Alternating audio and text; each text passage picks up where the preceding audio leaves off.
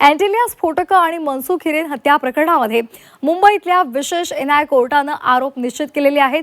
बडतर्फ पोलीस अधिकारी सचिन वाझे आणि माजी एन्काउंटर स्पेशालिस्ट प्रदीप शर्मा यांच्यासह एकूण 10 आरोपींविरोधात अखेर 5 वर्षांनंतर आरोप निश्चित केलेले आहेत। आरोप निश्चिती झाल्यामुळे या हाय प्रोफाईल प्रकरणाच्या प्रत्यक्ष सुनावणीचा आणि खटल्याचा मार्ग अखेर आता मोकळा झालाय।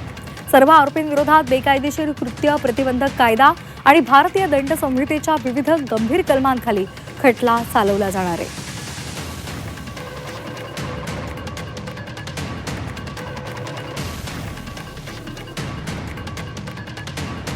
आणि या संदर्भात अधिक माहितीसाठी जाणार आहोत आपले प्रतिनिधी स्वप्नील जाधव यांच्याकडे। स्वप्नील, 5 वर्षांनंतर आता आरोप निश्चित झालेले आहेत, कशा प्रकारे हा संपूर्ण तपास सुरू आहे आणि कशा प्रकारे तो पुढे जाईल?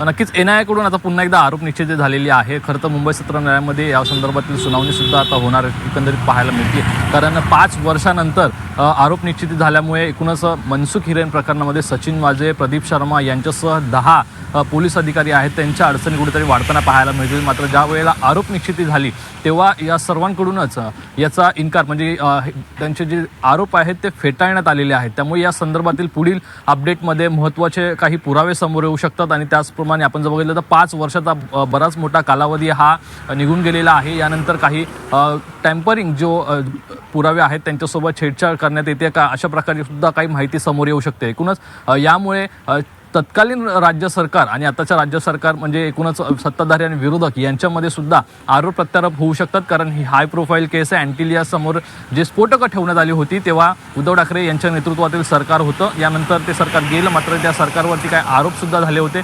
मनसुख हिरेन जेव्हा खरं तर ठाण्याच्या खाडीमध्ये सापडले तेव्हा अनेक पुरावे समोर आले आणि यानंतर सचिन वाझे यांना अटक केली होती आणि एकूणच त्या ठिकाणी आणखी काही त्यांच्यासोबतचे जे साथीदार होते त्यांना अटक केली होती। मात्र काही लोकांना यातून जामीन जरी मिळाला असला तरी आता पुन्हा एकदा त्यांची पुन्हा चौकशी करण्यात येऊ शकते आणि महत्त्वाचे पुरावे हे एनआयएच्या हाती पुन्हा एकदा लागताना आपल्याला पाहायला मिळतील।